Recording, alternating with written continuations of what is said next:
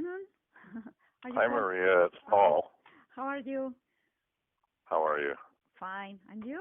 Everything's okay? Good? Yeah? Yep, everything's okay. Thank you. Okay. So, thank you for this opportunity. I know you're very busy, so I don't want to take very much of your time. And Not to worry. yeah, so let's start, okay? You bet. With the first question. You first knew about the Maharishi New Delhi University at a conference, same like the Beatles did at the Hilton Hotel. His speech about how to improve life by meditating and how easy could be meditating made you decide to go to the ashram in search of some relief. What was the secret of the Maharishi to cause such a big impact on everyone? Well, I think there's several parts to that. Hmm. Number one, it was a time in the evolution of consciousness of history where people were looking for something more meaningful than material goods. Hmm. I think because of the Second World War and how devastating that was, and then after that, there was a big need for just physical security. Did you have a house? Were you warm? Did you have a car? But then in the 60s generation, there was a thirst to go further than that, to look for internal happiness besides external happiness. So I think that was what was happening at the time with young people and with people in general. But then there's something else, which is that the Maharishi is one of many people who are aware of and have knowledge and wisdom of the deeper inner human spirit. That was his tradition, the spiritual inner journey, and he was a master of that. So he had, you can call it a secret, I call it a doorway, a technology, a method, a very simple method of connecting the outer self with the inner self. Wow, sounds really great. And how can you describe how was an average day at the ashram? Well, I can only tell you what my day was like. I can tell you what I saw of other people's day. So first of all, there were about 60 people from all over the world who were learning to be TM teachers. They already were meditators in the Maharishi's tradition that he taught. And then they had come to the ashram for a 3-month course to be TM teachers. We didn't see them hardly at all. They were meditating 6, 8, 10, 12 hours a day. They were having instruction and discussion in the evening with the Maharishi in the auditorium. And so we just saw them mostly at meal times. We meaning who I call the famous folks. There were 12 people when I was there, the 4 Beatles, 3 wives, Jane Asher, Paul's girlfriend, Donovan, Mia Farrow, Mike Love, and Mal Evans, the Beatles roadie. So there were 12 of them. And then they just took me into their group when I came, so there were 13 of us. So what I saw of the Beatles and the other people is they meditated now and then. So they would go off and come back to the table where we all sat out by the edge of the cliff and we'd hang out. We'd eat there, we'd have tea and snacks and talk. And people would go and come and they'd go meditate and come back or go for a walk. Mostly people stayed in the ashram. So my day was like that too, but I slept in a tent outside the gates because there weren't any extra beds because I wasn't supposed to be there. I wasn't part of either of the groups. You was lucky to be accepted, right? Yes. There was a lot of people, and it was there inside. So I suppose it was very lucky of you to go inside. Yeah. And how was the attitude of its Beatles towards meditation? I can only tell you what they said. They They spoke of meditation as being very helpful Mm-hmm. and to varying degrees. I'd say George was the most in tune and into it, and John was very into it. Paul was as well, Ringo less so, but they all felt it was helpful. And I read on your page also some fantastic memories about one day when you spent some time with George at his bungalow. George plays guitar, you said, and raga for some minutes. And after that, a gentle conversation flew. Could you share with us how that moment ran?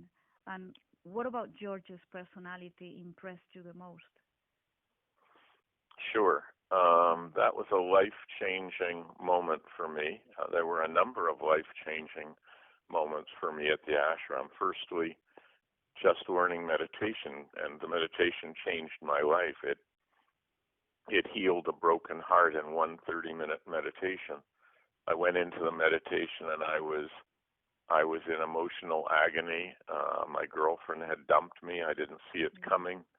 I was heartbroken, the worst heartbreak of my life. And one 30-minute meditation, and the agony was gone, and the agony was replaced by a state of bliss, a state of deep inner peace in in 1.5 hour. And my longing for her, my desire to get back with her, which took longer to overcome, but in that moment of coming out of the meditation in an altered state of joy, I truly thought, well, if she's happier with the other fellow than she is with me, then I'm glad she's with him. Because if you really love somebody, wouldn't you want them to be truly, deeply happy? So in that moment of bliss, that's what replaced my own personal desire to be with her. With George, we were sitting by the at the table by the cliff together one day, and everyone got up to leave, and we were each having a cup of chai, and they never talked music when I was with them. They never talked shop. When we sat around together, people talked about meditation, about the food, the clothes, about India. Average, no? Average things, yes.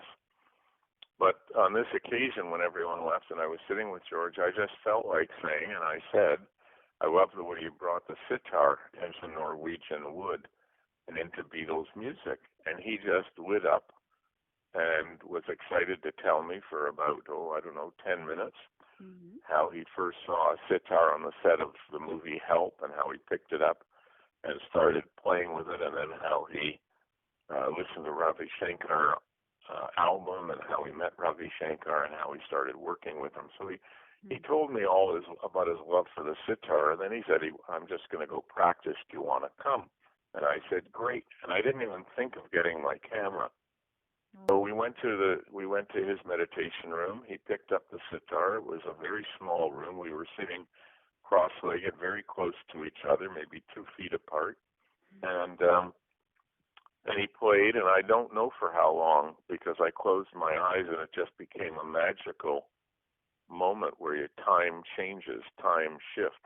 I really don't know whether he played for 10 minutes or 40 minutes. I don't know. But as I was opening my eyes when he finished, I was in that altered state of bliss. I was high, but it was that same kind of internal bliss. And we had an amazing conversation because he was in that same state. I could see it. I could tell. And truly, that state is a higher state of love. Not romantic love, just love. Love. You know, it's Love where you can see the pure love. Yeah. Exactly. And we had a conversation, and there are 2 things that I remember. I wish I'd written it all down afterwards, but I didn't because I wasn't there to write. I was there to just experience and be and grow and change. But the 2 things he said was, the first thing he said, I get higher, and these are his exact words. He said, I get higher meditating than I ever did on drugs. And I knew exactly what he meant because it had just happened to me. a couple of days before when I came out of the first meditation, and I was high. I was in an altered state. I was in bliss, so I knew what he meant. And we chatted about that, and then he said, and this was life-changing for me, he said with profound humility, so what the George I knew for 1 week, the George I knew for 1 week was a very gentle-hearted, very kind, very warm and embracing, very modest, true humility, not fake humility, but just true humility. He didn't think he was more important than me or anyone else. So he was a very genuine, modest human being, humble, yes. Wow. And he said, yeah, so he said this with that humility. He said, and this is a quote, he said, like we're the Beatles after all, aren't we? We have all the money you could ever dream of. We have all the fame you could ever wish for. But it isn't love. It isn't health. It isn't peace inside, is it? And that changed my life. And he was 24, and he knew that, and I was 24, and he gave me that gift. Yeah, it makes my skin shiver really, because I love George very much, very much. He was my first adorable Beatle. I love the most. My preferred Beatle is John and George, and I found two personalities completely different, but both of them are very true. I don't mean Paul is not. I love Paul. I love Ringo. I met him last year, and Ringo is amazing. He's a very, very generous people. But John and George was kind of something very special. Don't know, spiritually or like human being, or I don't know. There's something from them that transmit peace, and I don't know. I love them. So when you are telling me all those things, I'm also closing my eyes and trying to imagine that, and it's shivering because I love to listen this. Really, yeah. Yeah, no, I'm with you. Yeah. I'm with you. And what was when I imagine you have a lot of, but the most beautiful moment that you share with the Beatles? Well, that one, the one I just told you about, was the most beautiful. Absolutely. And your perception about the relationships between each Beatle with his wives, or in the case of Jane Asher, the girlfriend, in case of Paul. Well, I can't speak with authority, in the sense I'm not in their bedroom, I'm not in their private time. I can only tell you what I felt. What I felt was that George and Patty were very close and very loving. Ringo and Maureen were very comfortable with each other, like they'd been married forever.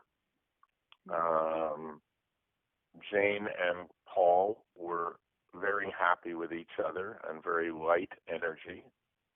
Yeah. And John and Cynthia were in opposite worlds. And we know from Cynthia, I know from Cynthia because she told me later, when I met her years later in Berlin, she had hoped that going to the ashram and getting away from the craziness of Beatlemania, that she and John would reconnect again and be in their marriage happily. Yeah. She didn't know he had met Yoko. He had met Yoko. He was not interested in Cynthia, and I could tell that. You could see it. He and Cynthia. You can even see it in the photographs. Yeah. If you look at the photograph, there's two photos where they're together that are on my website. Two of the photos I took. You can just look at their body language and their faces. It's very sad, but somehow I cannot understand.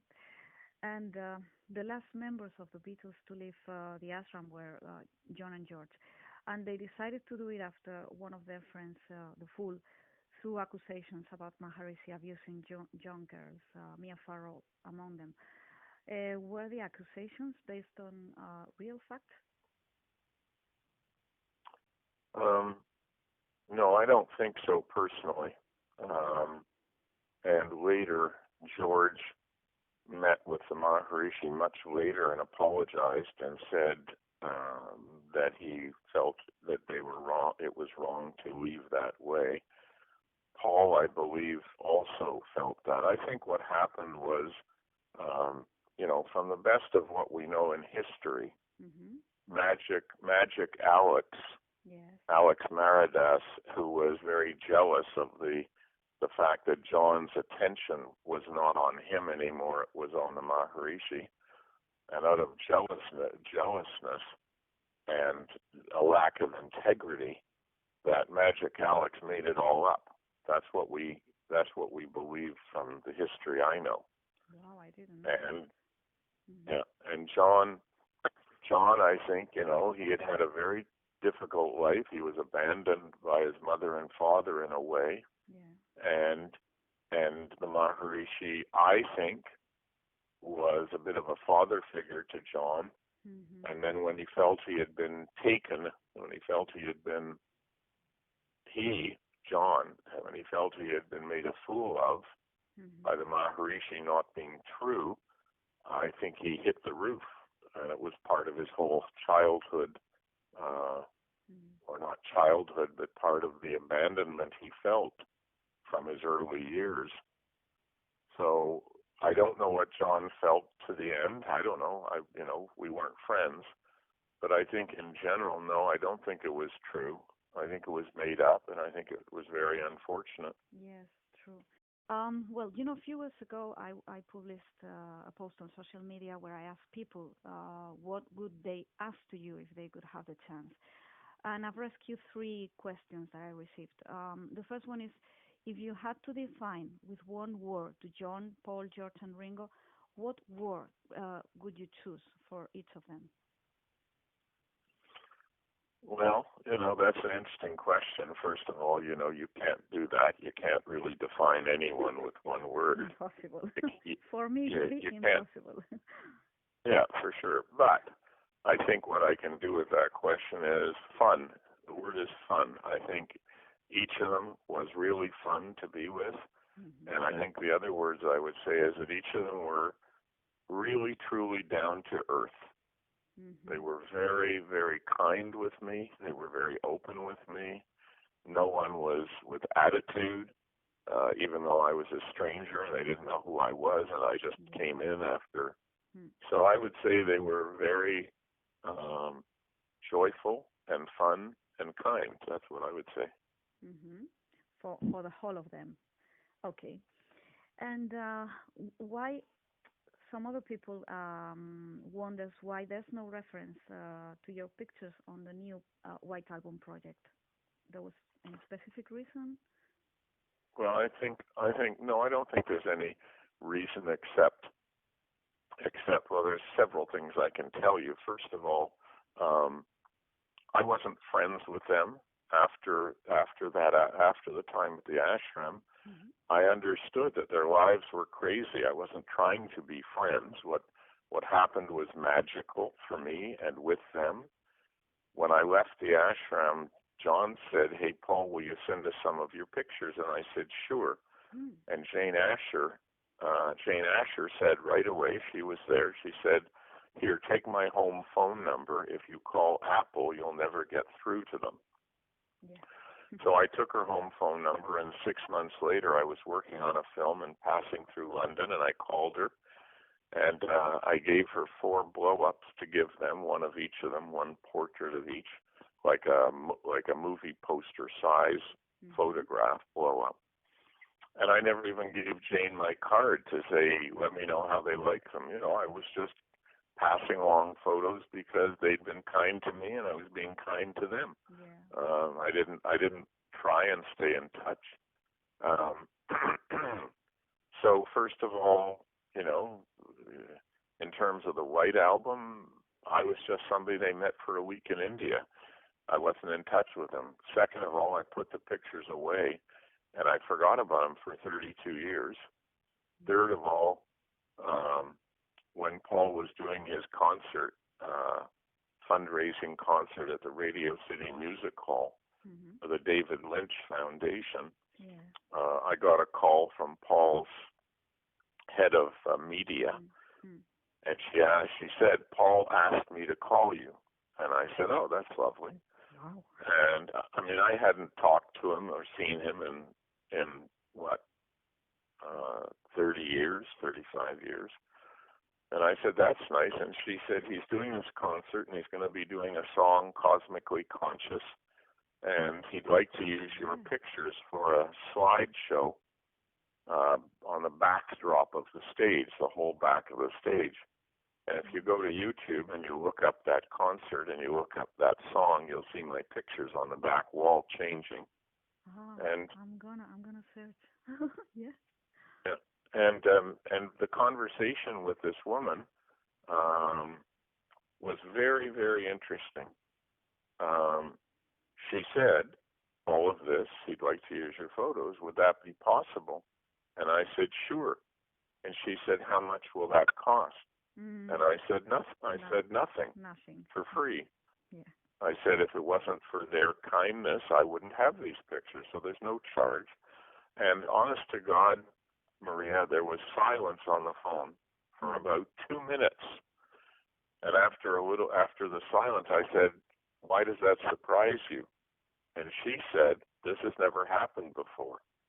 She said, whenever somebody knows it's Paul, they ask for a lot of money. And I said, well, I'm very grateful to them, and there's no charge. I said, there's just one condition. She said, what's that? I said that you give me a copy of the slideshow when you finish making it for my archive. And it's now with my archive, which is at the University of Toronto. They've collected my whole archive, both of Beatles and my filmmaking. And that's a real honor. They don't collect very many archives, but they came and asked about a year ago for my whole archive of filmmaking. You know, I've made 314 films, some of them 68 documentaries, and the rest are dramas. So they've collected my archive, so the videotape that I asked for, which they gave me, and they used it in the slideshow. When Ringo was going to be inducted into the Grammy Hall of Fame, I got a call from one of Ringo's people, and they said we're doing a display for the opening gala of his being inducted. Excuse me. No problem. Could we use some of your photos? And I said, sure. And they said, how much will that be? Again, the same question. And I said, nothing. On one condition. They said, what's the condition? I said, that you give me 2 invitations so I can come to the opening and bring my sweetheart Annie. Yeah. And so Annie and I went to the opening at the Grammy Museum. It was a big party with famous people, and Ringo spoke from the stage, and the display was up with many pictures, including mine from the ashram, some of mine. Wow. And I went over to Ringo, you know, going through the crowd. Everyone was crushed together, so excuse me, going through the crowd. And I went up to Ringo, and I shook hands and said, hi, Paul Saltzman, member from the ashram. I don't remember people I don't expect people to remember me. Their lives are crazy, you know. People have said, did they remember you? No, they've met a gazillion people. How would they remember, right? And I don't have any ego about it. You know, I don't expect to be remembered. Gee, life would be pretty bad if you needed to be remembered and you weren't. You'd feel bad. That's not me. That's not my life. So anyway, he looked like he didn't recognize me, but we shook hands warmly. And then I introduced Annie, who was right with me. I said, this is my sweetheart Annie. And Ringo gave her a big hug, and she was very delighted. And then everyone else was crushing in, so we didn't have any time to talk. Yeah. I can imagine. Wow, that's really sweet. Yeah, very dear. Yeah, Ringo is fantastic. I met him last year, and I was also amazed. Amazed how Yeah, good. yeah, incredible. But you know what? You will be remembered. You are very Well, humble, and but you will be remembered for your pictures, for your kindness, and for everything. well, So thank yeah, you. be sure about that, and Yeah. you should be proud about. And okay, the last question is while staying there with them, did you feel that the Beatles had the power of doing good to the world through their music? Well, for sure. First of all, we had already seen that. This was 1968, and we had already seen for almost 5 years, Mm, 63, 64, mm, Beatlemania, their music. mm, We'd already seen their music changing the world in the sense that their music was filled with joy, it was filled with love and talk of love. Um, Somebody once counted how many of their songs talk about love, and a great deal of them, most of them, not all of them, but most of them. Um, and and certainly what I saw at the ashram was their joy when they mm, were writing Obladi Oblada. And like I said, go to my website and just yeah. read that piece. And you can use any of my words anytime from my website, of course. Okay. What I saw when they were writing that song, and what was so obvious, was they were in joy. They were in joy. They Yeah. weren't just having fun. They were in joy. And what I understood in that moment was that the power of their music was that joy, genuine joy. There's lots of rock musicians who you don't get the feeling of joy from them. The Beatles were very unique to me. Mm, Their music was joyful. Their lives at that time were joyful. Their movies were joyful. When they met people or did press conferences, mm, they were playful. They were irreverent. They were joyful. They were having lots of fun. And that reminds people that life is meant to be fun. yeah. Life is not meant to be pain. Life is not meant to be hurting each other. Life is meant to be about love and kindness. Yeah. Yeah. You're organizing a trip to India for September, October next year, 2020, with a group of, I think, about 25 persons to take them across several locations, including Rishikesh. Could you tell me a little bit what people can expect on this trip? Yeah, that's easy. They can expect joy because that's the way I do it. The reason I do this trip, it's my hobby. The reason I do this is that many people over the years, really many, Mm, between 50 and 100 people over the years when I started when I found my pictures, when my daughter reminded me that I had told her a bedtime story when she was 8 years old mm. about meeting the Beatles in India. I'd never talked about it.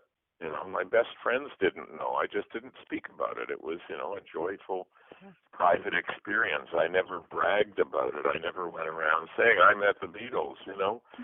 So when my daughter reminded me when she was 16, she became a Beatles fan with three of her best girlfriends, and not because of me at all. Yeah. They discovered the music. They discovered the joy. They Mm, discovered the depth of heart and soul in the music. mm, Um, John said late in his life, in his last interview, I think, for Playboy magazine, I think he said, if you want to know about the Beatles, just listen to our music. mm, Because they were writing about their feelings, their experiences, their desire to be more yeah. conscious, you Mm, know, within you, without you, turn off your mind and float mm, downstream. You are not dying. You are not, or it is not dying. It is not dying. yeah. Go towards the light. All of that. Yeah. Very Um, autobiographic. Mm, yeah.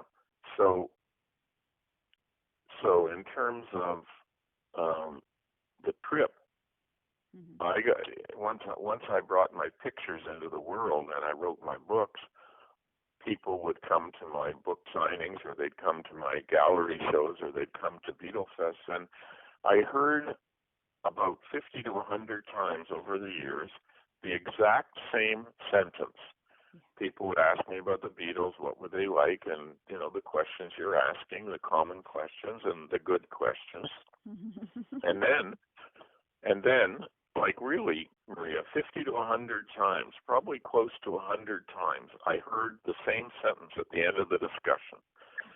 And the question was, I've always wanted to go to India, but I'm afraid of it. Yeah.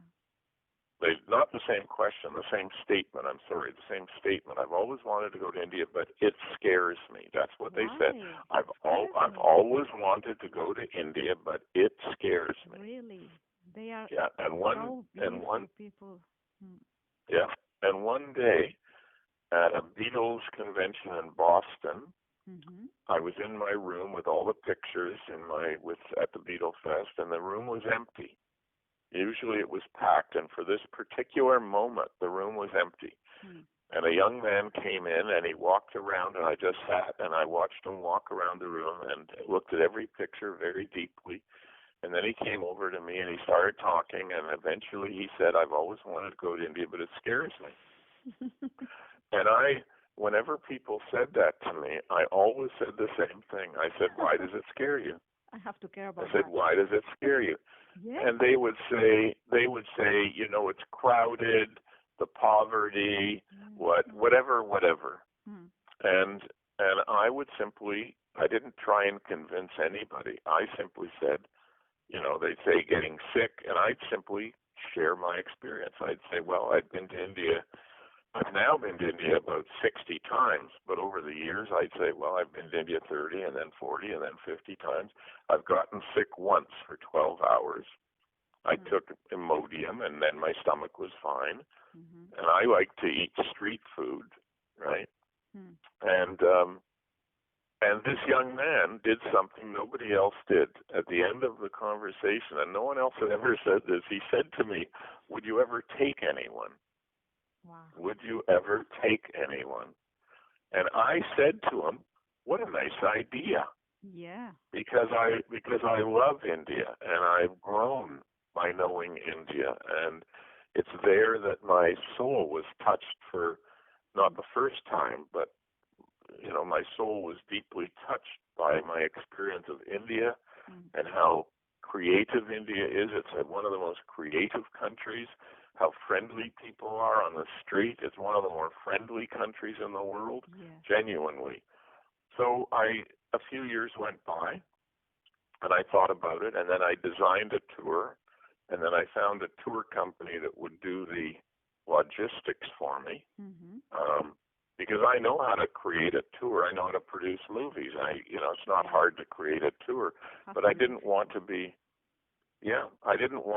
distracted by the logistics. So I found a company I trust and like, and I said, I'd like to do this tour. They said, oh, that sounds great. We'll partner with you. So we partner. Amazing. And I designed the tour, and I lead it, and it's all about joy. It's about discovering India from the very south in Kovalam Beach in the south of Kerala. We start there. Oh, wow. Yeah, and we go all the way up. Yeah, well, come. We go up the coast, and then we go on the inland waterways. Right. And then we go up through Mumbai, and then we go up through Rajasthan and into Delhi and up to Rishikesh. So I show people, India's vast and it's incredible, but I show people a lot of India, and it's about the joy of India, the creativity, the people.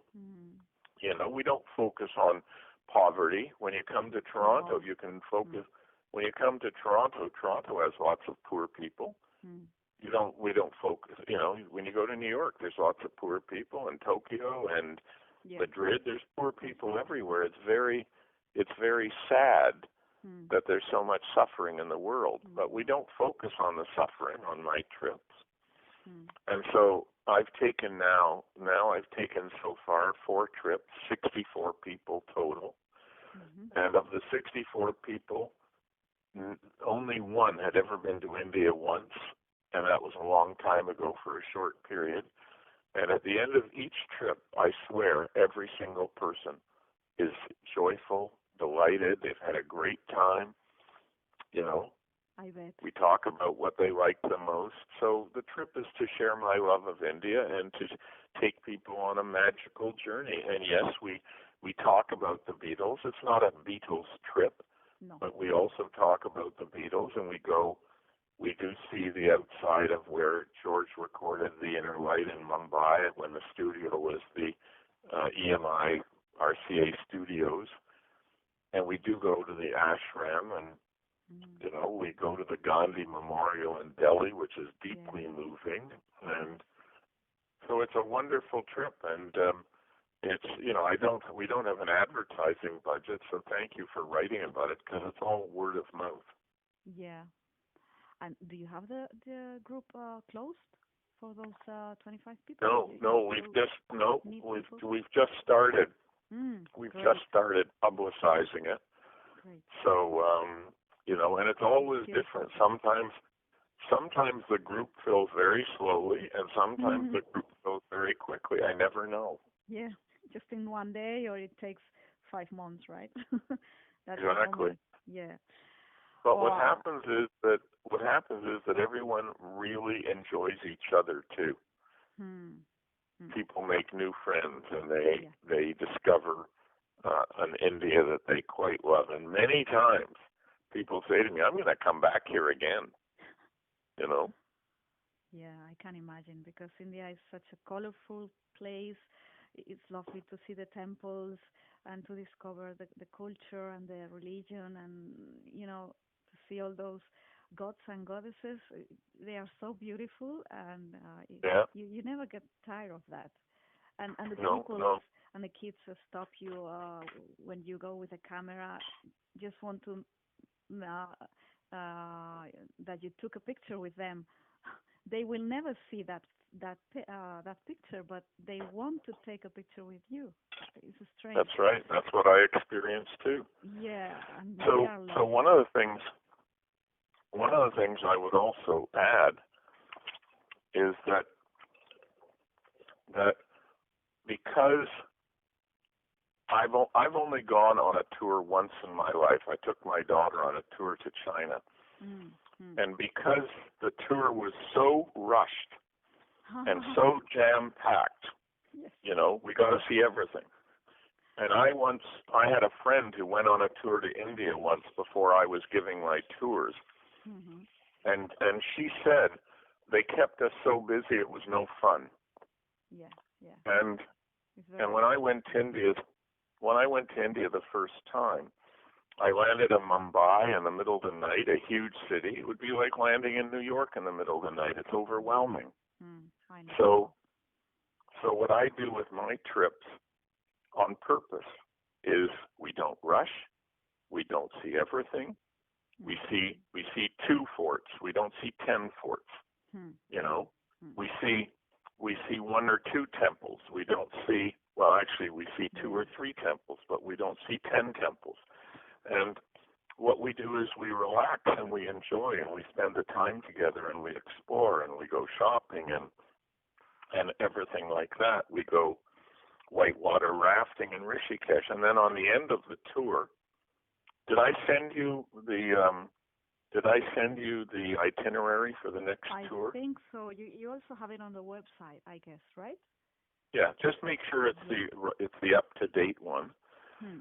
So what I do is, on purpose, consciously, we don't fly into a big city. We fly into Trivandrum in the south, and we don't rush around. We take the first 2 days to just hang out, to go to the beach, to go shopping, to get comfortable, to get over jet lag, and then we slowly start moving north.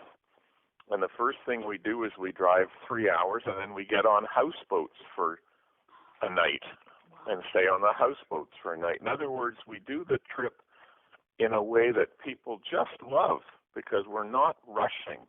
Yes. And we say to people, I say to people, if you want to go off on your own, or you just want to sit by the pool and read, whatever, just make sure we know where you are, and just make sure that you don't miss the bus or the train or the airplane, right? Yeah. So it's very, very comfortable. People just love the pace that we move at, because that's the pace that is a comfortable, peaceful pace. So that's what I do, and it's joyful. I can't wait for the next one. It'll be interesting people and. Yeah. So well, I don't want to steal more time because it has been a long interview. I know you're very busy, and really thank you very much, because it has been a lovely conversation. And for me too. Yeah, you're an amazing person, and for sure that you will be reminded. Yeah, and recognized. Thank you. Yeah. Have a very nice Thank day. you very much. And you have a very nice day too. Bye, Paul. Bye. Bye, Maria. Bye. Bye.